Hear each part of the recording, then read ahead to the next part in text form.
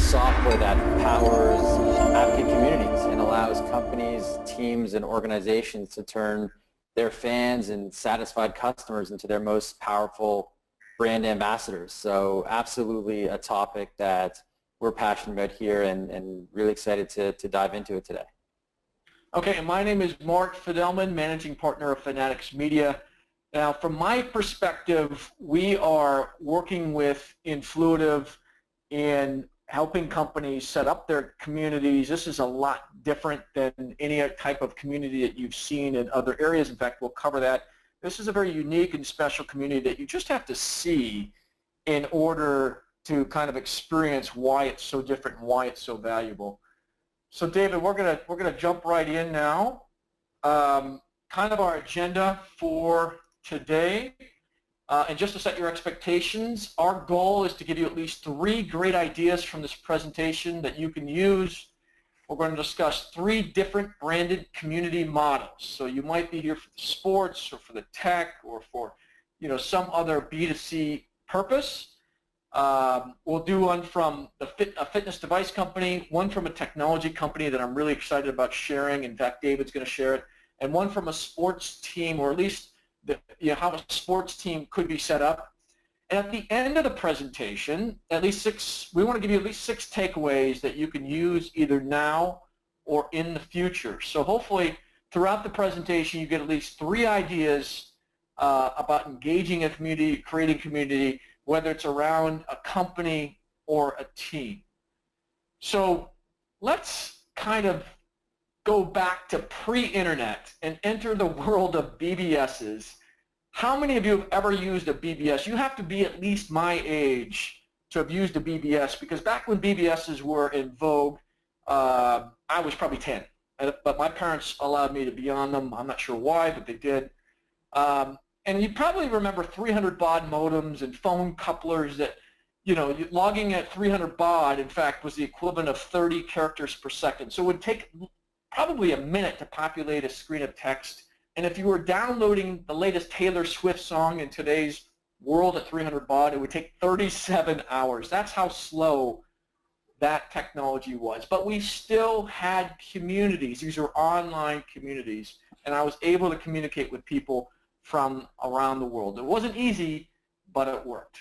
Then, in the early days of the internet, we had Usenet communities for specific purposes, and it was much easier to organize around a particular topic, content, and even pictures were starting to be added to these things. And you'd also receive notifications when it was updated. Obviously, in the 300 baud days, that didn't happen. Then we got to forums, and you still see forums around today. They're still pretty effective. They kind of took over from the Usenet look and feel on the site and how it was structured, and it became even more sophisticated communities. And then, kind of now, present day, you've got these social communities like on Facebook or on LinkedIn, and these have become big hits with people. You can draw from a huge audience to people that are already there. You show up in their feed, but those communities, as we've soon learned from Facebook especially, and now somewhat LinkedIn, the rules can change at any time, and we really don't control those communities. We play by their rules, and their rules could change at any one moment in time. I remember when I saw every message a group put out. Now, unless I'm very active in that group, I don't see any. So that's really a big challenge with these social communities.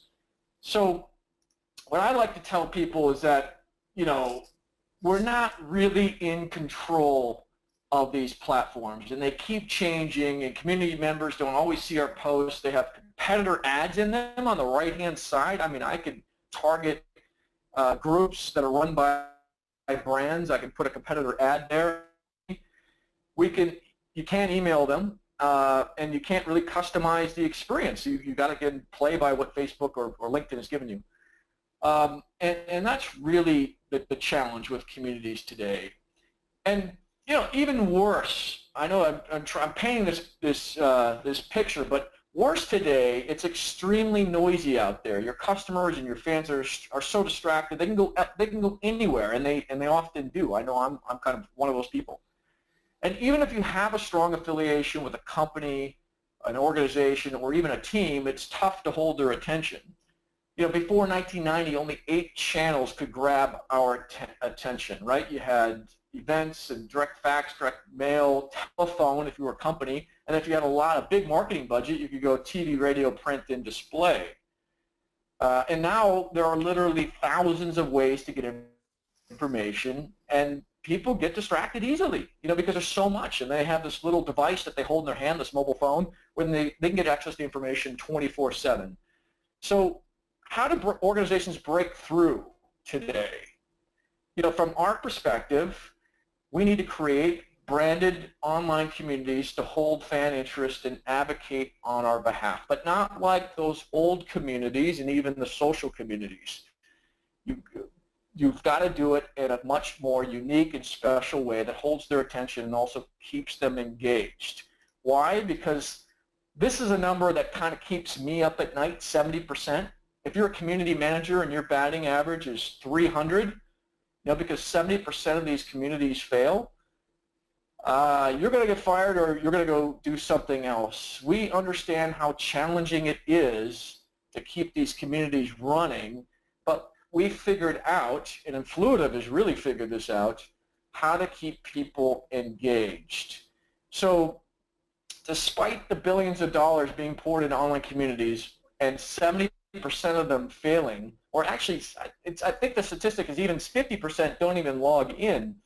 And the reasons are many, but you know, the top reasons are most communities fail because the member participation slows down. And we'll talk about that. And members need to feel satisfied. You know, there's so many options that are out there. They need to be incentivized to contribute, and you know, they want to be recognized if they're helping your team or your organizations. But you know, most people feel like if you're rewarding your fans for participating in your communities, they need to be financial. They do not need to be financial. But you know, the way you can structure it is that eventually it could be financial with prizes and rewards.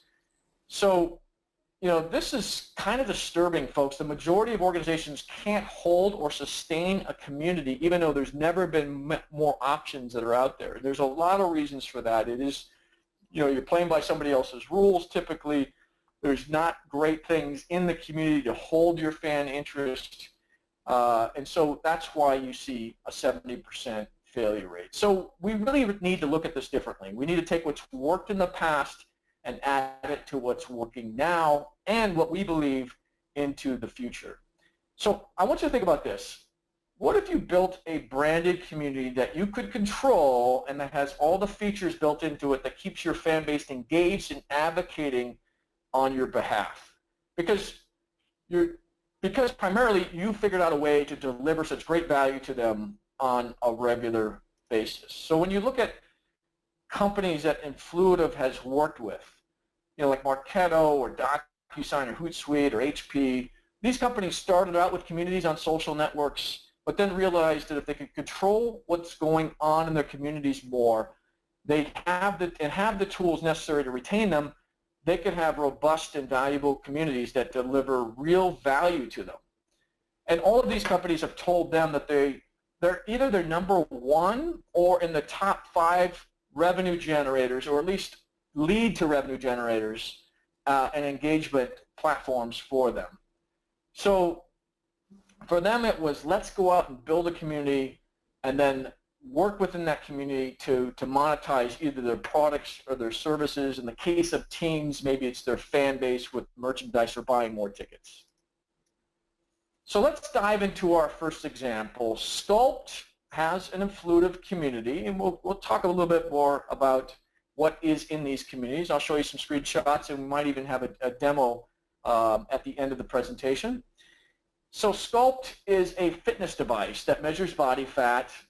You can keep track of it over time. It'll give you a ranking depending on how fit you are relative to your height, your weight, so on and so forth. So the trouble they had was, you know, it's a new device that not many people understand. I mean, it's revolutionary, still is very revolutionary.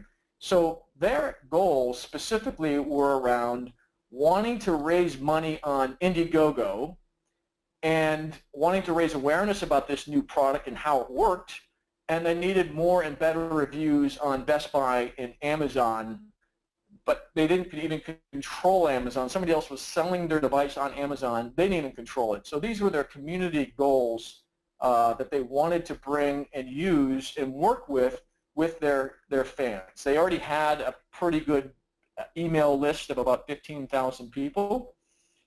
So what they did in the community, and these are challenges in the community, like check out Amazon and post a review. So they got over 200 people to do an Amazon review of a product they already had. So they asked them to join the community, and they put out a challenge to them to do a review on Amazon and other sites like Best Buy or Dick's Sporting Goods. Anywhere where the product was reviewed, they would have them go and give their experience to them. And then, so that was how they got better reviews for their particular product.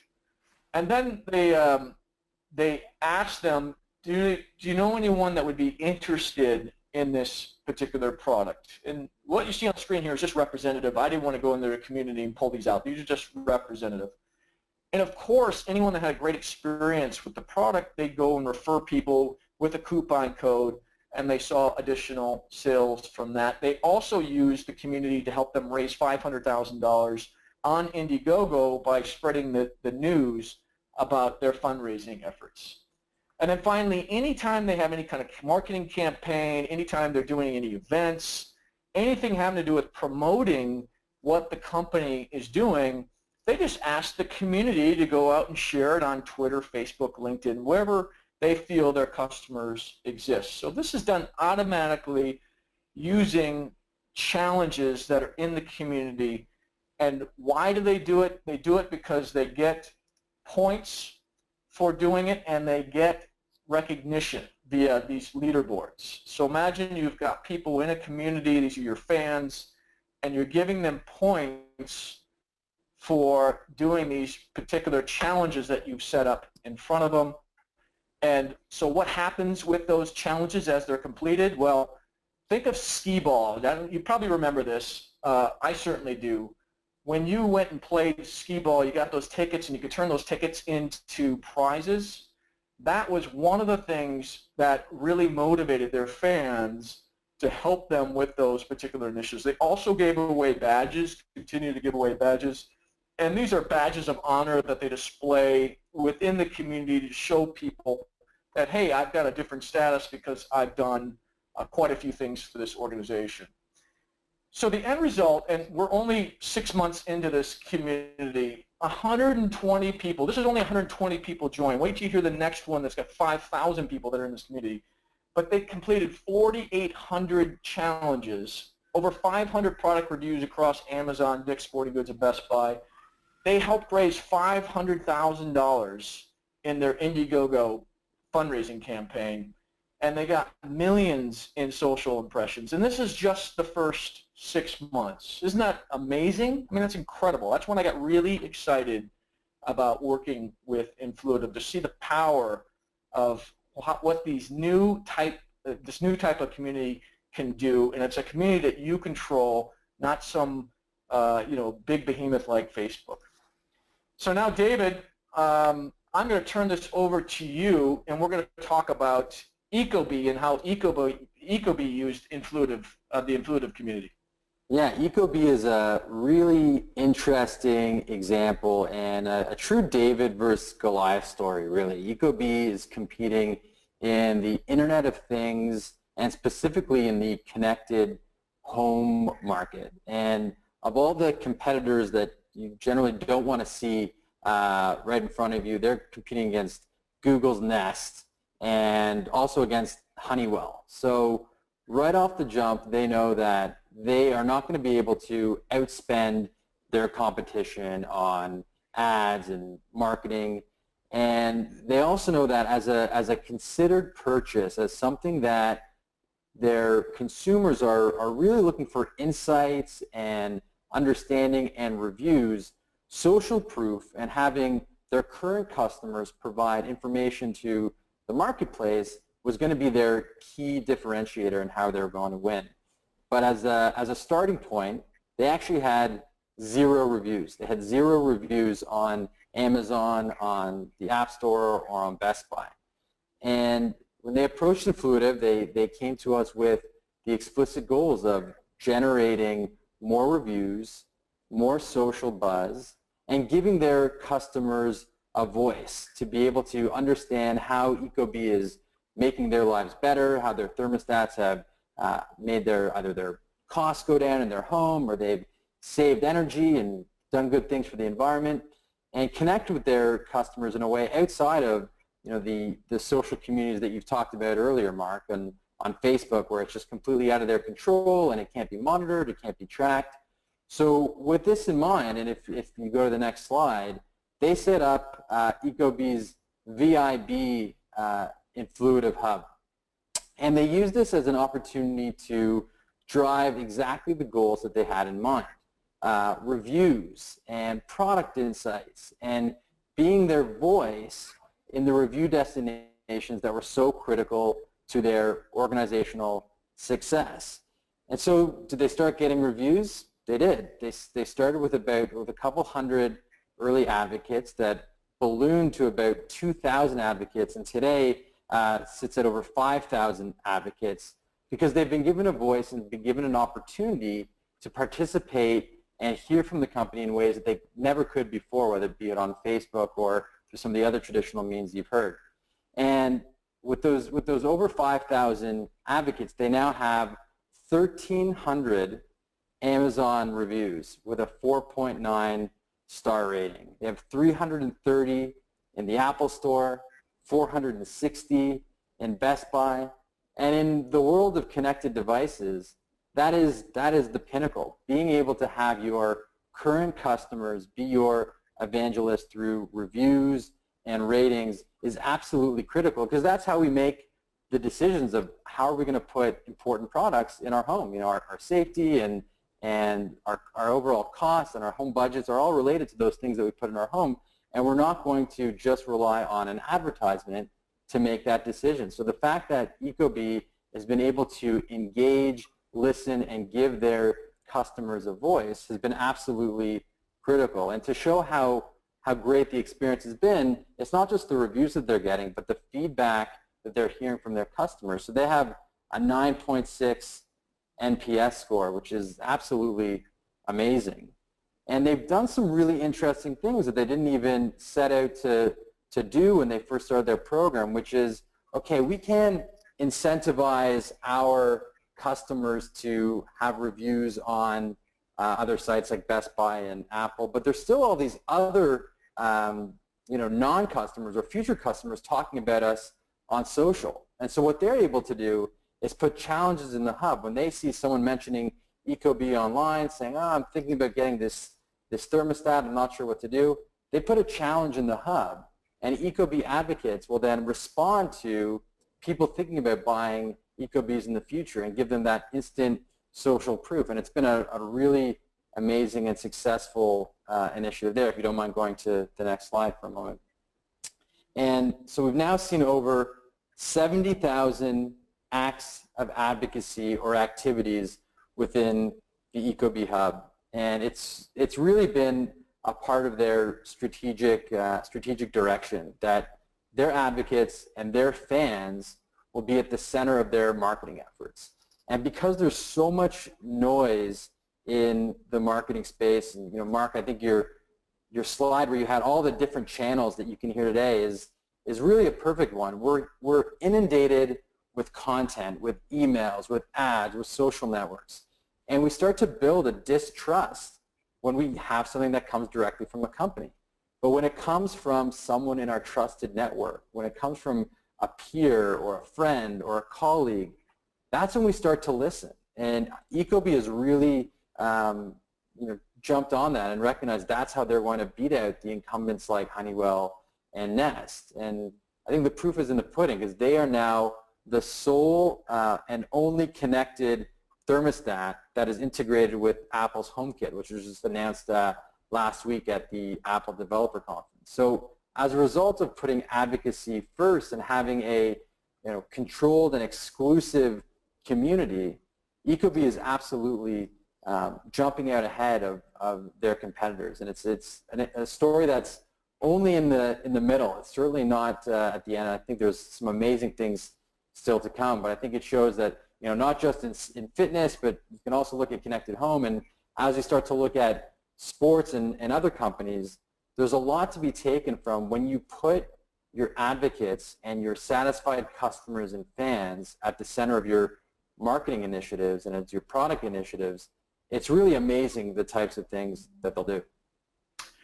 Yeah, and I'll just add, because we sell products for our customers on Amazon, that having 92% of people give it the Ecobee a 5-star means it's going to show up sooner in search results, if not on page 1, and their revenue with 200 million people coming to Amazon every single month is going to skyrocket. So I can't say enough about just getting your advocates to do honest reviews on sites like Amazon, how it can totally change a business. It's critical. And the interesting thing I'll point out, the challenge on the left, if you see on the little right-hand corner of the challenge, there's 0 points. So this is not a challenge that you actually get points for, yet they've had over 200 completions for a particular challenge. It's because when you engage your advocates and your customers and you give them a voice and you listen and you give them access, you don't need to incentivize with points or rewards. Like, this is actually, they want to advocate for something they truly believe in, and there are incentives for other items on the hub, but for reviews they actually don't need to put points. It's a really interesting phenomenon that we're finding, and so these are truly honest, they haven't been bought, as you can see from the points. So it's a really interesting thing to see what happens when you build this true community feeling and element, the types of things that your advocates start to do. That's great, David. Are we going to be able to see the Influitive community live after this presentation for those that want to stick around? Okay, yeah, excellent. I can pull that up, yeah. All right, great. So one of my favorite subjects as a sports fan and as managing communities and watching Influitive communities, participating in them, is that I couldn't find a better platform if you're a sports team for engaging your fans. I mean, fans are the lifeline of professional sports teams and are crucial to their financial and long-term success. I mean, it doesn't matter if you're a major league team or a college team, it really is about the fans. You know that if you're on a sports team managing, kind of fan relationships. So since fans are imperative to successful sports franchises, there's been a lot of studies around that, and they found that there are 8 factors believed to be responsible for motivating and leading to sports fandom. First is escapism, second is self-esteem, third is arousal and anxiety, fourth is entertainment, fifth is aesthetic, and seventh is group affiliation and family needs. Actually, that was 8. But these are the base for the sport fan motivational scale, and I'm going to cover them a little bit more in detail and show you how this community kind of dives into that and helps out. So economically, sports franchises grow by increasing fan engagement, which ultimately leads to increased television revenues if you're in that type of market. Maybe if you're local, it leads to other types of revenues. It leads to merchandise and ticket sales. And so in the past, teams could earn boosts in fan engagement by acquiring star athletes through trades, free agent signings, or developing, them internally. And, these boosts would last for several seasons, or at least until the player retired or left. But when the star players, did decide to leave, then there was a lot of fan engagement that kind of went away. And so in the current generation, it appears that this star effect doesn't translate to social media anymore. And this is according to the research that was recently done in 2012. If you want a copy of it, it'll be in the description and the show notes. So teams need to build that fan engagement through other means and acquiring, other than acquiring high-profile athletes.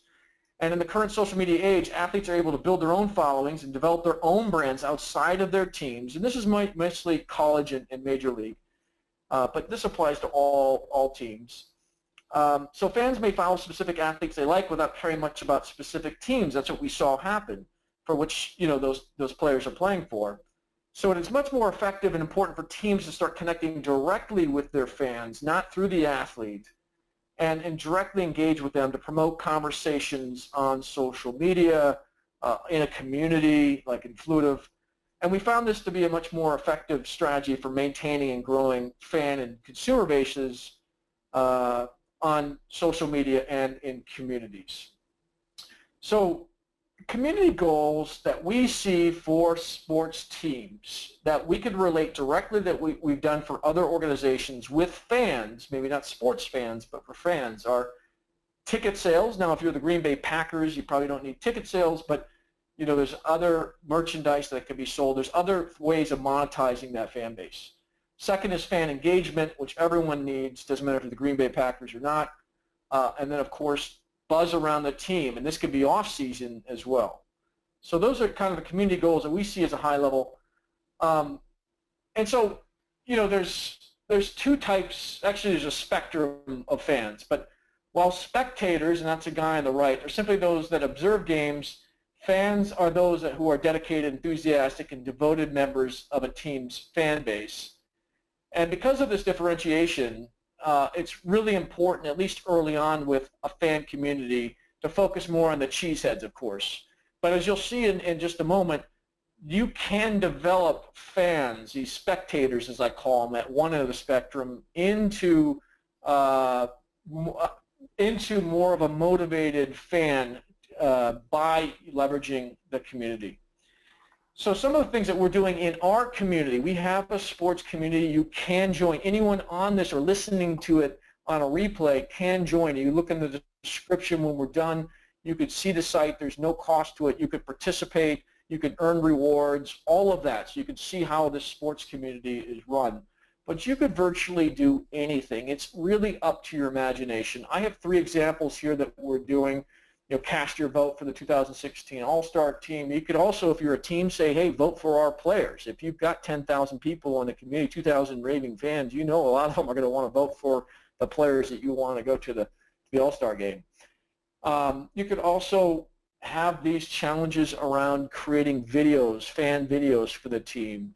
You can have them participate in surveys. You can have them participate at the stadium because it's Influitive is mobile activated.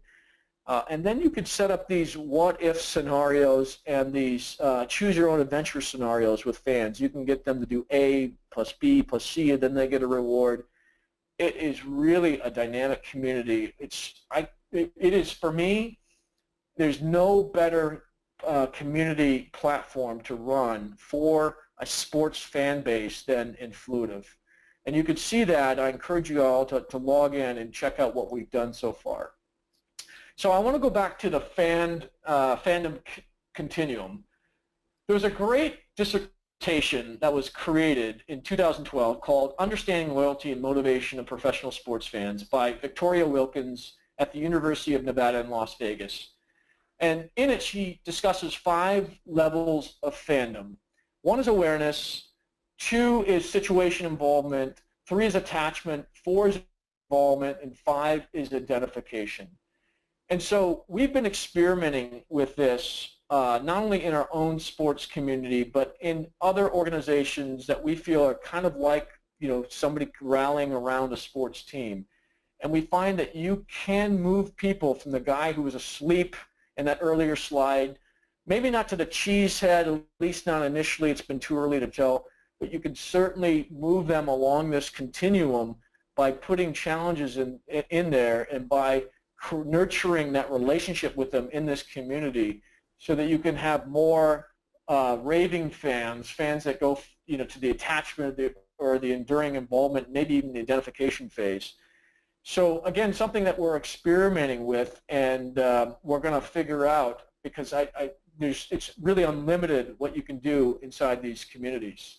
So far, this community, the sports community we just launched, has been open 10 days. We've got 135 people to sign up. We don't have a team. We don't run a sports organization. These are just people that we know are interested in sports. And thus far, they've completed over 200 challenges. And again, if you want to try, I will send out a link to this community that you can join free of charge, and you could just, hopefully you stay in it and you see the value of it and you see whether it'll work for you. So let's now move into the revenue aspects of community performance, and this is across all three case examples. Okay, and this was a survey that was done to people that were using Influitive, and this is how they answered it. This is a score from 1 to 5. So if you look at, is it an effective way to generate leads, and that could be tickets, or this could be season ticket holders, they put it on the agree side. Is it an effective way to qualify leads? This is more of a B2B type of question. It was still over a 3. I won't read through all these yourself, but I want to point to the last one, which is an effective way to engage customers or fans. It's almost a 4. They all very strongly agree it's a very effective, and by the way, mostly free, except for the rewards that you have to put out there, way of engaging fans that's not, they're not going to be pulled anywhere else like they would on Facebook. Your competitors aren't going to be advertising there. This is something that you control in your own environment, and you do what you want. If you want to email them, if you want to put up a new challenge, if you want to change how the community looks and feels, you control all of it. So there's not some big brother that's dictating when you can or can't talk to people, or whether it's going to show up in some kind of a timeline. All right, and so what's in it for fans? Why did 5,000 people join Ecobee's community? Why are people joining our sports community? Why was Sculpt, a small company that nobody knew about, able to get a bunch of reviews on their site, which totally changed their revenue model? First and foremost, from our analysis and from our surveys, they want to share their thoughts. If they got an affiliation with your team, your company, your organization, they just want to share their thoughts. They want a place that they can do that and to be heard. They want to feel a part of some kind of community. This is very true with sports teams. I don't think I've seen a stronger affiliation. They do want recognition. They want to be rewarded, and this is things that some of the things you don't get on something like a Facebook. And they want to be part of an exclusive group. I mean, if you're just targeting people, David mentioned an NPS score, Net Promoter Score. We tell our clients, we tell any sports teams that are evaluating this, invite your super fans, invite anyone that's scored above a 7 on the Net Promoter Score. So you're only getting your top fans into these communities. And it really, if you've got that exclusive group and you're only inviting those people into it, at least as the nucleus, it's a special kind of community that's being created. And then they also like feeling part of a sports team. Toronto has done this, not on Influitive yet. It's called the Leafs Nation. They will buy all the merchandise and promote really anything. When I studied that community, how it was working, what a fantastic example of how it can work in an environment. So not quite a thank you yet, but I do want to turn this over to David, if he's ready, to kind of give a quick presentation on Influitive. So you can see it like I did for the first time. You can see it live. David, are you ready? Yeah, I am. Okay. So for those of you that haven't seen Influitive before, you can log into ours. I'm going to give a link to everybody that's logged in here. But this is kind of a live view of Influitive and how it works. I think you really need to see it in order to appreciate why it's so different from other community sites. So with that, David, I'm going to turn it over to you. Perfect. So as you've seen through some of the screenshots, the Influitive Advocate Hub is an area that is just for your exclusive fans, super fans, and advocates to find out what are the things that they can contribute, what are the things that they can learn, and how do you give them a voice in terms of what's going on with your product, what's going on with your team. And so as they come into the Advocate Hub, which is branded for whatever your organization is, so this is actually our VIP hub, as you can see from the branding, you go in and find a community that's there just for you. And similar to what a Pinterest board might look like, you see all the different current challenges that are available to you as an advocate. So for example, one of the big things for our company is right now becoming certified in different releases. We just had a major release yesterday, so I can go check out, all right, what's the next referral certification going on right here. So I can check it out, and the ask here is, hey David, are you looking to serve your customer accounts better? It's always helpful to be an expert yourself so you can rub off on our amazing admin. So this is an opportunity for me to become trained and make sure that my customers are having a better experience with Influitive. Historically, this would have been something that our product team would have had to chase down all the different members of our company. But in this case, they can just put up a challenge. Our customers, our employees can find somewhere where they can become certified on their own time without having to be, harassed by email or find it on some external social web. It's right here in the key. I'm not going to go complete it now because this is a bit of a test. But once I would do that, I would get 100 points for completing it. And so what do 100 points do for me? Well, I can actually trade those points in for different rewards. And the rewards are completely customizable by the organization. So for us, a Metro Pass is a really important thing for our employees. We want to be able to make sure that folks are getting to work in a really easy way. We put our office right near the subway line so that people can bike in.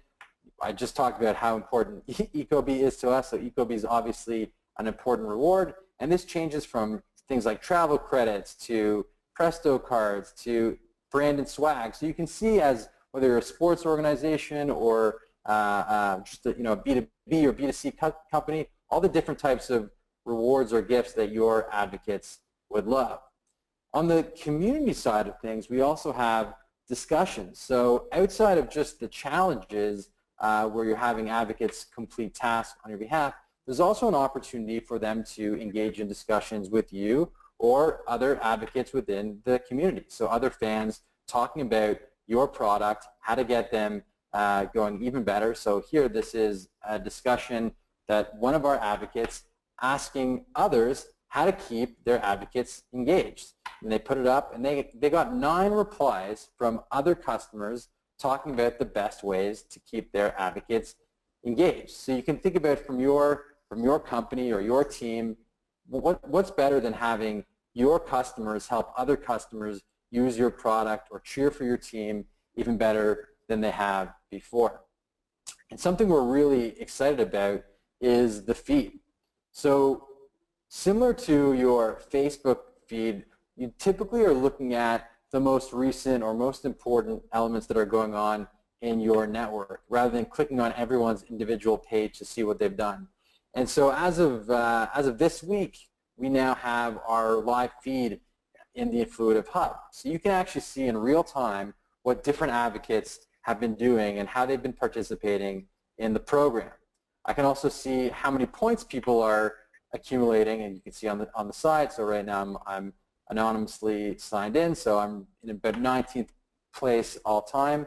But this is an opportunity to see all the different discussions happening right now. So Jake replied to a topic 18 minutes ago. I know that this is a discussion that I can get into, and there's going to be a relevant discussion going on. So really just an amazing way of seeing what's happening, what's relevant to me, what types of challenges are being completed, what types of discussions are being had in a real-time and controlled way.